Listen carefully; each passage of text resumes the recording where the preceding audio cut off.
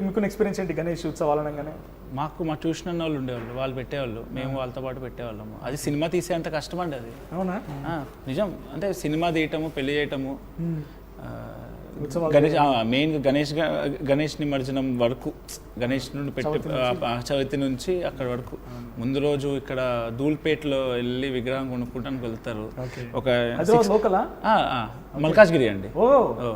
So ఎట్లా అంటే ధూల్పేటకి వెళ్ళేటప్పుడు అరే మనము 7 feet 6 feet ఇంతకు మించి కొనొద్దురా, డబ్బులు కూడా ఉండవు, ఇంతే కొనాలని పోతాము. పోయి అక్కడ చూసిన తర్వాత పెద్ద వినాయకుడు కనిపిస్తుంది 10 feet ఎంతో. ఇంకా 10 feet కొందాం రా, ఏదో ఒకటి చేద్దాం, ఇంట్లో ₹1000 ఎక్స్ట్రా అడుగుదాం అని అందరూ వేసుకొని మళ్ళీ పెద్ద వినాయకుడు తెచ్చేవాళ్ళం. అదేమో కాలనీలోకి వచ్చేది కాదు. ఇంత కాలనీలు ఉంటాయి, కరెంట్ తీగలు ఉంటాయి కదా.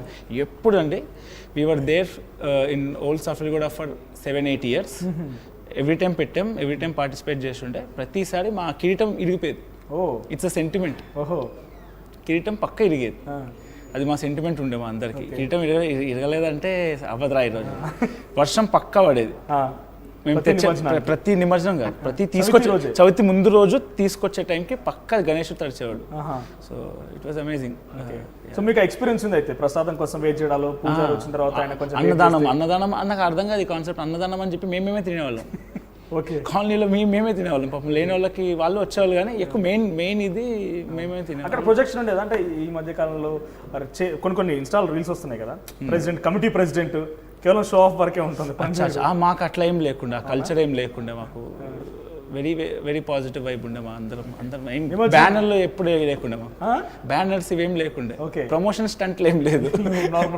ఒకటే బ్యాడ్ థింగ్ అయినా అందరిలాగా మేము కూడా ఐటమ్ సాంగ్లు పెట్టేవాళ్ళం ఎంగేజ్మెంట్ కోసం. ఓకే. నిమజ్జనం రోజు మా ఇంట్లో బయటికి వెళ్ళనిచ్చేవాళ్ళు కాదు నన్ను. అంటే మాకు అది మనకి కలర్స్ వేసి ఉట్టి కొడతాము కదా, అంతవరకే. 1కి ఇంటికి రావాలి నువ్వు అని. అది ఎప్పుడు పొద్దున్న తెల్లవారుజామున 5కి అయ్యేది. తీసుకెళ్ళి ఊరేగింపి చేసి ఆ గల్లీలు అక్కడక్కడే తిరిగి వెళ్ళేవాళ్ళం. డీజే పెట్టేవాళ్ళు. ఎట్లా అనిపించేది మూమెంట్ ఇప్పుడు? ఎందుకంటే ఇప్పుడు అంతా మిస్ అయిపోయినండి. అప్పుడు యూనిటీ ఉండేది నాకు తెలిసి. ఇప్పుడు యూనిటీ కాకుండా ప్రతి ఇంటికి ఒకటి అయిపోయింది. ఇప్పుడు ఇంకా ప్లేస్ లేదండి అసలు. అంటే అప్పుడు మాకు పెద్ద గ్రౌండ్ ఉండేది, సో పెట్టేవాళ్ళము. ఇప్పుడు అసలు ప్లేస్ ఎక్కడ ఉంది? ఆ ప్లేస్ అంతా కమర్షియల్స్ వచ్చేసాయి. సో హైదరాబాద్ లోకల్ కాబట్టి మీకు మాస్ మసా బాగానే ఉంటుంటుంది. సో జయకృష్ణ గారు, what about you? So Ganesh అనగానే ఎట్లా ఏర్పాట్లు ఉంటుంటాయి? మీరు నిమజ్జనము, చవితి మేము ప్రతిసారి పెడతాం. మా ఫ్రెండ్స్ అందరూ ఉంటారు. లోకలా? నా లోకల్, హైదరాబాద్ లోకల్ ఇక్కడనే. సో నేను వాళ్ళతోనే పెట్టి మొత్తం మంచి వైబ్ అది. 9 days పెడతాం మేము. సో ఆ 9 days ఎప్పుడు నైటే కలుస్తారు, పండుకుంటా అంటారు, అందరు 2 దాకా కనబడతారు. మళ్ళీ మధ్యలో చూసాక ఎవరు కనబడతారు, పండుకుంటాను అందరు వెళ్ళిపోతారు. మళ్ళీ అరే అన్నదానం చేసేటప్పుడు అరే అందరు ఉండాలరా, అందరి దగ్గర నుంచి పైసలు తీసుకోవాలరా అంటే ఏ ఇంటికాడ పెడతారా అంటే ఒక్కొని ఫ్రెండ్ గారి ఇంటికానే పెడతారు. అది వాళ్ళ ఇంట్లోనే పడుతుంది మొత్తం. అందరు అరే మనం ఇది చేయాలరా, 500 వేసుకోవాలి, 1000 వేసుకోవాలరా, అందరం ఇంత వేసుకోవాలని లాస్ట్కి వచ్చి మమ్మ నేను ఇచ్చేస్తాను రా, మీ డాడీని అడుగురా పైసలు, లాస్ట్కి ఇచ్చేద్దాం రా, అందరం కల్పించేద్దామంటారు. ఆ బ్యాండ్ కొట్టేటప్పుడు కూడా కనబడరు. అక్కడ డ్యాన్స్ ఆడతారు, పొద్దులు చేసాక గణేష్ టెంట్ ఇక్కడ నుంచి వాళ్ళు అందరు అంత వెళ్ళిపోగానే ఇట్లా చూస్తూ ఉంటారు. అరే ఫోన్ చేసి ఒకటి ఎత్తాడు, అరే మమ్మ జర అలిచిపోయినారా, తర్వాత కలుస్తాను అంతే. సో మంచి ఎక్స్పీరియన్స్ ఇవన్నీ కూడా. సో మౌలి గారికి కొద్దిగా ఈ ఎక్స్పీరియన్స్ లేదనుకుంటా. ఎంత చిల్ అయిపోయారు ఇప్పుడు. కొంత ఏమంటారు, నేను కూడా చేసి బాగుంటుంది అనిపిస్తలేదు ఇప్పుడు. అవునండి. నిమజ్జనాలు అయ్యేటప్పుడు ప్రతి వ్యాన్ వెనకాల తిరిగి పులిహోర తిన్నాం అలవాటు, కానీ ఇలా పందిరి పెట్టలేదు, పెట్టాలి ఎప్పటికైనా. ఓకే. సో నెక్స్ట్ ప్రాజెక్ట్స్ ఏంటి, ఎట్లా ఉండబోతుంది, ఏంది ప్లాన్? మంచి స్టోరీ వస్తే ఖచ్చితంగా అది చేద్దామని ప్లాన్ అండి. మంచి సినిమాతో మళ్ళీ వద్దామని ప్లాన్. జయకృష్ణ అండ్ సాయి గారు, హైదరాబాద్ లోకల్స్ కూడా చాలా మంది ఈ ఇన్స్టాగ్రామ్ లేకపోతే యూట్యూబ్ వల్ల చాలా మందికి ఒక అప్గ్రేడేషన్ వచ్చింది. సో వాళ్ళది ఒక టాలెంట్ బయటపడుతుంది. కొత్త యాక్టర్స్ అంటే ఒకప్పుడు కంపోజ్డ్గా ఉండేది, సినిమా తీయాలంటే కొంతమంది డైరెక్టర్లు, కొంతమంది అట్లా అయిపోయేది. ఇందాక మౌలి గారు మాట్లాడుతూ ఫోన్లో ఏం చేయాలో అన్నీ చేసేసింది కదా. సో కొత్తగా మీలాగా యంగ్ జనరేషన్స్ ఎవరైనా ఇట్లాంటినే లిటిల్ హార్ట్స్ లేకపోతే ఇంకా మంచి సినిమాలు తీయాలంటే వాళ్ళకి మీరు ఇచ్చేటువంటి ఒక మోరల్ స్టోరీ ఏంటి, ఎట్లా రావాలి, ఎట్లా వాళ్ళకి ఆపర్చునిటీస్ వస్తాయి అంటే ఎట్లా చెప్తారు?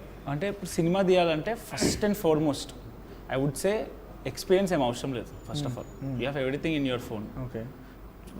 నువ్వు నాకు వర్కౌట్ అయింది, నేను గట్టిగా నమ్మేది ఏంటంటే 120 pages స్క్రిప్ట్ రాయాలి first with dialogue version. Okay, కథలు జస్ట్ ఒక లైన్ రాసేస్తారు లేదా సినాప్సిస్ రాస్తారు. It will not work for a film. It will not work. You should write 120 pages or 160 pages. How much ever your length రాసుకోవాలి బేసిక్గా. Screenplay A to Z bound script రాసుకోవాలి.